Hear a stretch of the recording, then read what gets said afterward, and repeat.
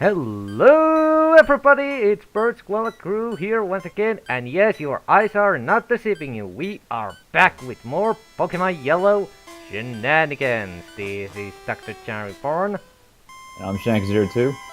and today it is pretty much wrapping up business here in Lavender Town, since in the previous part we went to Celadon City and got the Silph Scope, which you're going to need to clear out this place properly. Technically, you can come here before going into Celadon, if nothing else than just to deal with this little asshole here. Or, my apologies, not ball here. But, honestly, I'm just the sort of person who really doesn't like doing that. I just like to wait until I have the means to clear out an entire dungeon before I go into one, so yeah. That's why I usually prep up Celadon City before coming in here. Anyway. One thing that I always question, how did Gary have, like, he said he had like a level, like he was just putting his Raticate to rest or something like that, but how do you have a Raticate at level 16 when they when a Rattata evolved at level 20? Well, I guess it's pretty much clear. There's a simple answer for that. NPCs have a fucking game shark.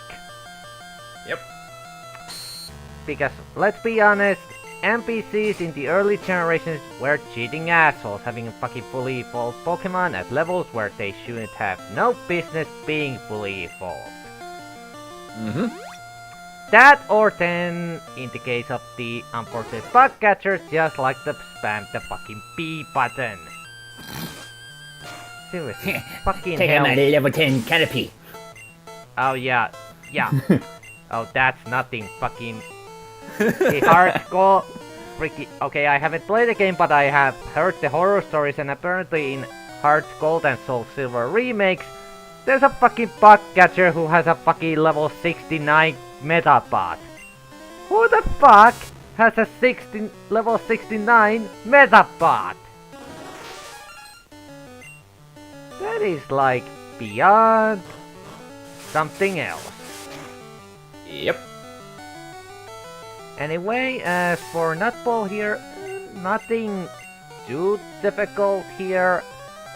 This battle is actually kinda easy because he hasn't changed his theme that much, and at this point Eevee hasn't evolved yet, so there's not even that sort of a thing going on here.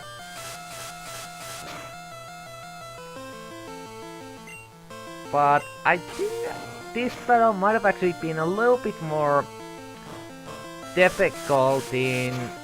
Actually, I'm trying to think that does the Eevee, the whole early game win-lose ratio affect what the team is here, because I think it was either in red or blue where I think he might have actually had something like Gyarados on his team here, but I could be wrong. I thought that was when you go up against him in not Celadon, Saffron City. Well, since I've already well, okay, no, I haven't fought him yet in Saffron City, just to give a little bit of a hint how these recording sessions are going at the moment. Since behind the scene fact, I have some pretty weird shit going on with the raw footage, so we take a time to edge that out. But anyway, I haven't fought him yet but that might be when he brings in the Gyarados, because I think he does have one in this game at some point on his team. I just recall that in Red and Blue, or maybe some of the like Gen 3 remakes, he might also have that in this place. Yeah, probably. I can't remember, really. Unless he has one of his Pokemon champion or Pokemon League champion or something like that. I'm not sure. That could be it. No, wait, he has an Executor. Yeah, that's a one of the guarantee Pokemon, because the thing about about his final team in this game is that depending on the EV evolution he's going to end up getting, that affects the last 3 of his Pokemon. But there's always gonna be at least half of the team is always going to be stable, and that's Executor, Sandslash, I think, and then that fucking Alakazam. Alan, speaking of Alakazam, considering that we are doing Lavender Town today, well, my original idea was, after we are done with this city, was to go to Fuchsia City next. I mean Saffron City next and deal with Sabrina. However, I decided to change that plan because the one nasty change they made in Pokemon Yellow is that they really wrapped up Sabrina's levels in this game. How much, you ask? Well, let's just say he has level 50 fucking Alakazam. And anyone who's played fucking Generation 1 and knows how overpowered or psychic types are, level 50 Alakazam is nothing to take lightly on. Yep. So I'd rather take my time and grind for Sabrina by going into Fuchsia City before I even bother with Saffron. That said, I will be, of course, go and pick some pretty useful stuff from Saffron, but I'm just gonna leave the actual main event there, or the gym battle, for later.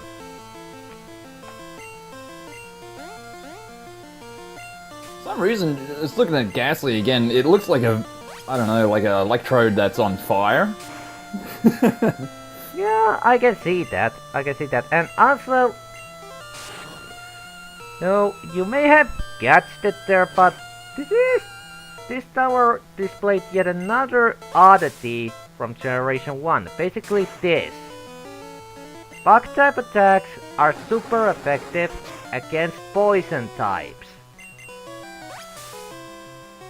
That is something that can easily throw you off, because in later generation it went backwards. Oh, yeah, I mean, like, later gens they must have thought, oh, you know, we might as well just swap it around, so have something that has herbicide spray on a bug. That, or then it could just be one of those unhoned glitches that were apparent in the Generation 1, because you still have to remember that they really weren't planning to continue this series as far as they have.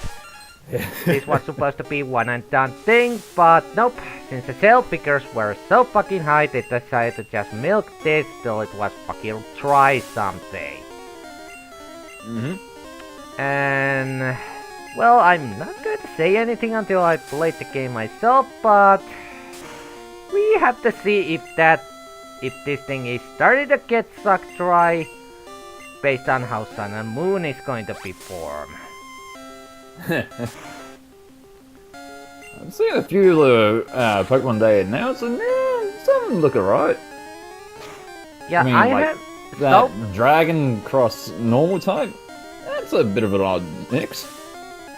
Yeah, well, okay, that's the... And the Fire and Poison type. Okay, that one. Okay, I'm all aboard with that one because, okay, that thing, if it's good, unless that is like its only Evo it has, that was shown in the trailer, that thing is going to be beyond amazing, because that Pokemon in itself is basically anti-meta game Pokemon, because if it can actually poison, steel and poison types, and plus has fire here as a secondary type all the way through its evolution, it is basically something that it's basically a wall killer. There is not gonna be anything that it cannot harm, so That's going to change the whole fucking meta game in Pokemon. Assuming, of course, that Game Brink doesn't give it crap stats otherwisely, because that's always a possibility. And I decided to go with Gaston as a name for Ghastly. Why? Well, because the name kinda rhymes and, well, technically he is dead, so it is fitting. Huh. Gaston from Beauty and the Beast. Oh, okay, yeah. Yeah, I could just tell that you weren't catching on that immediately, so... Yeah. Doesn't help that I actually haven't watched, like, that movie in...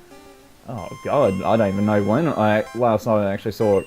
And I haven't really gotten that far in Kingdom Hearts yet. He actually doesn't show up in Kingdom Hearts. Ah, okay. Wait, Gaston, that was the, clock? He was the hunter. Oh, okay, yeah. The guy with the musket. Yeah.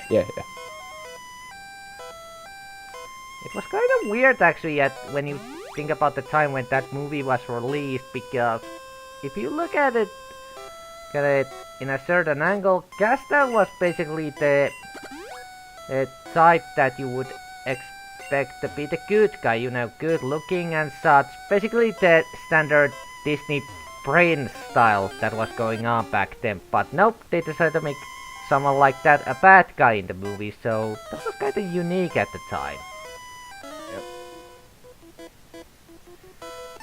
And in case you haven't guessed the gimmick of this place, there's gonna be a shitload of ghosts in here. A shitload. And most of the mediums are possessed.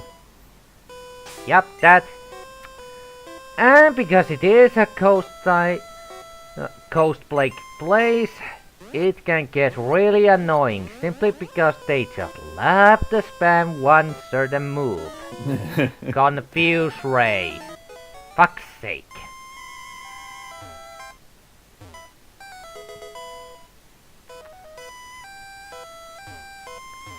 On the bonus side, there's a crap load of half-decent items in here, so... at least you are going to get a pretty decent loot.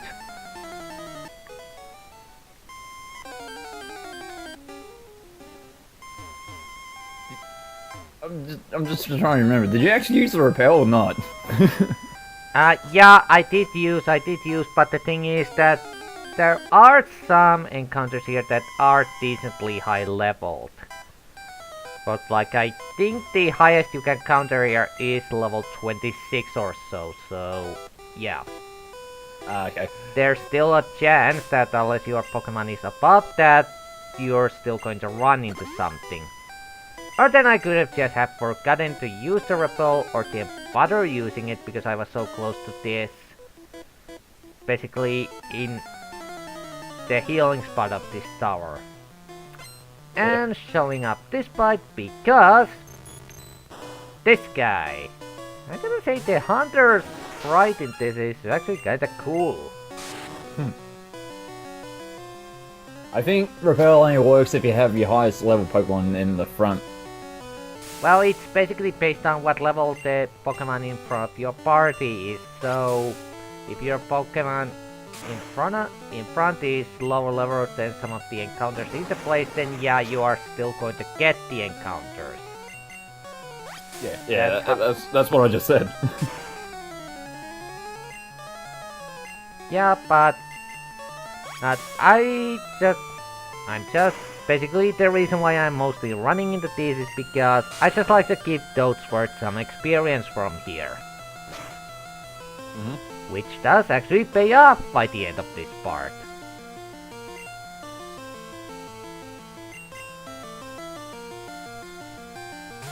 Batman! And yes, I'm still going with my goddamn memes. I'm gonna run them to the fucking ground and to the core of the earth.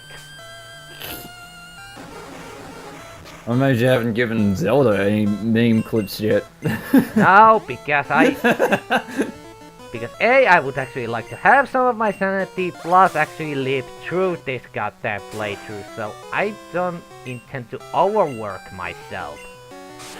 Trust me, the 3 meme machines that I already have on board are giving me more than enough workload as it is. Considering how often I have to use them.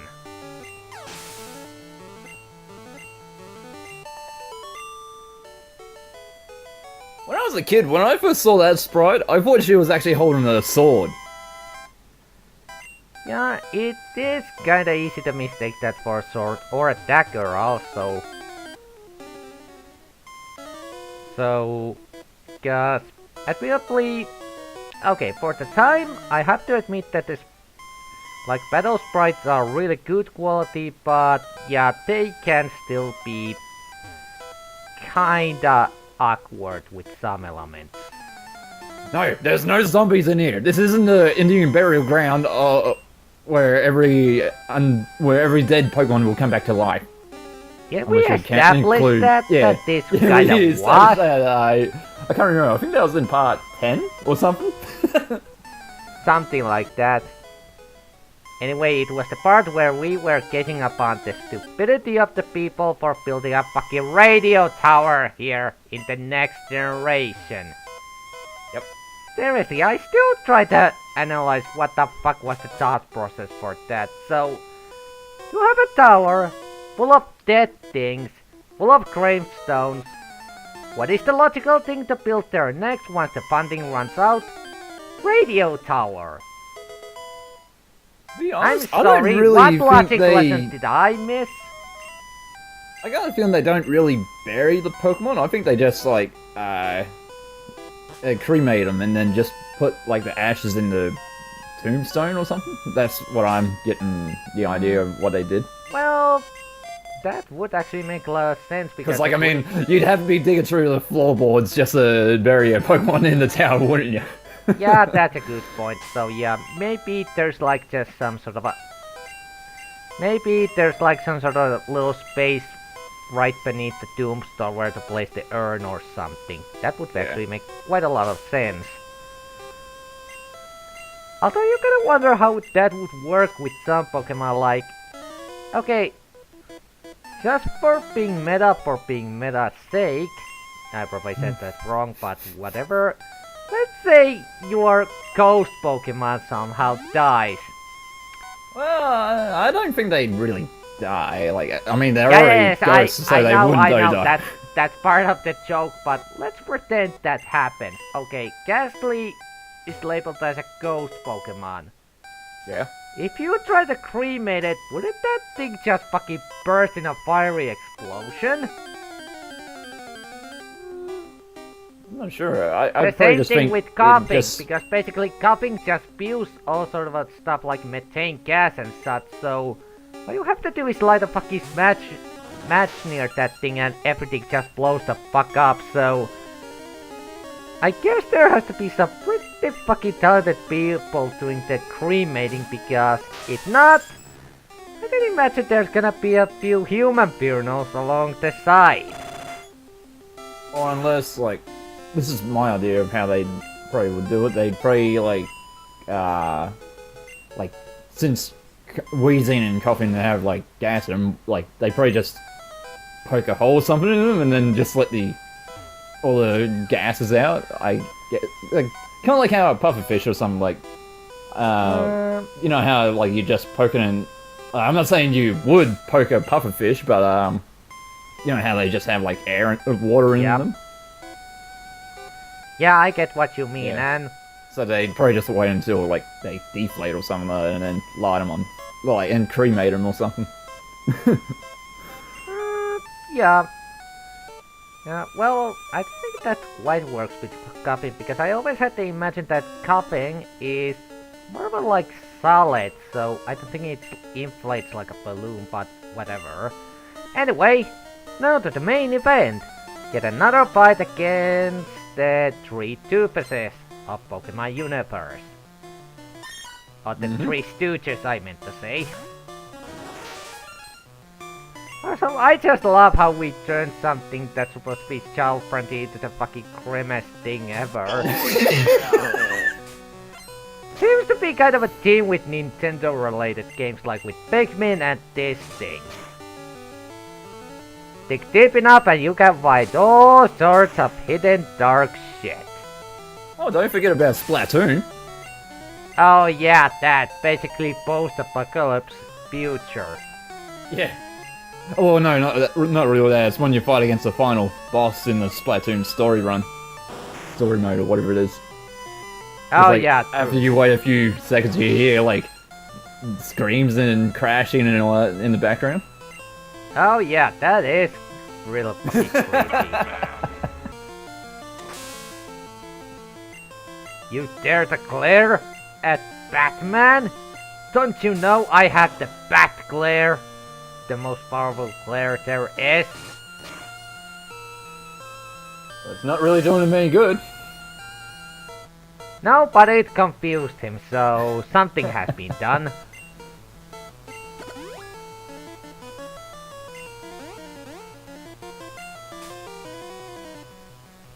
And now he's hitting himself because he realized, oh shit, it's the Batman. Okay, I better just save the trouble. It's a bite fight now. Yup. And all of a sudden I had... They should have done that as like a little perk thing for like the Zubat line. Like it depends on like what kind of thing it is. If it had bite, it also would allow to drain energy out of the opponent's Pokemon to regain health instead. Yup. If they use like a bite attack or something, maybe. Yeah, true. So it is easy to make that vampire connection, and because of that previous exchange, I now have this yet another one of my series of weird fucking images that my brain makes. I now have a image of Batman and Copperhead having a fucking fight in Arkham Caves. Huh. That would be a pretty boring fight, but probably one of those must see because it's weird kind of moments. Huh. Yeah.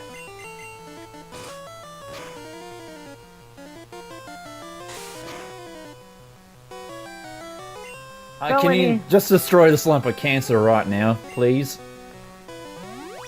Yeah, it's going to, because it was after this fight I realized, okay, maybe I should start giving some bit better moves on Harkinian and others, because these fights are starting to take a little bit too long. As long as you don't use Thrash again. Nah, let's just say I started to be really cautious about using stress after that whole bell sprout shenanigan. Seriously, I still cannot believe half of that shit happening. Here we go. Hey Mario! Playtrough is evolving! Oh god. I'm so glad I resisted the temptation and didn't keep this thing actually a Toad voice clip. I would be driven insane during the rest of this freaking run. Oh god. But I would have loved to just have it like Toadsworth little laughing like yeah. Well, maybe he will regain it sometime later in the run. We'll see. I just have to see how much my sanity can take it.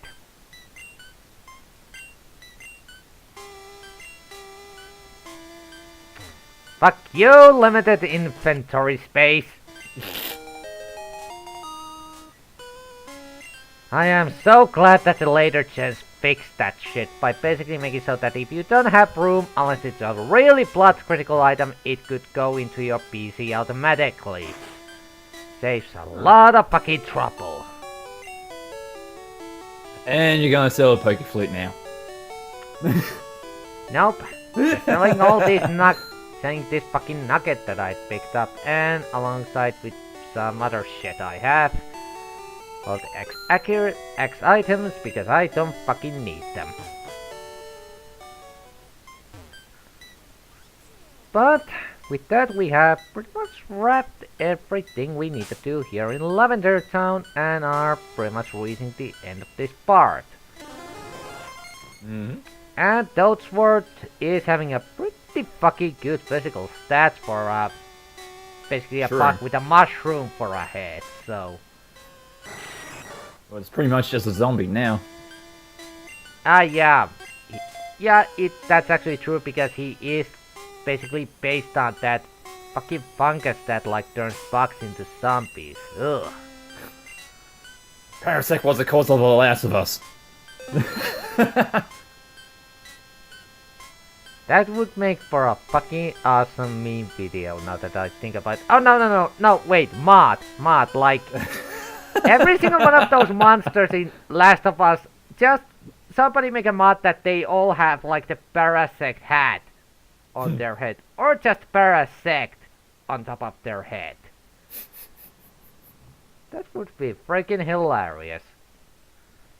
Anyway, that concludes the newest Raw after such a long time in the Pokemon Yellow adventure. This is DoctorJhonReborn.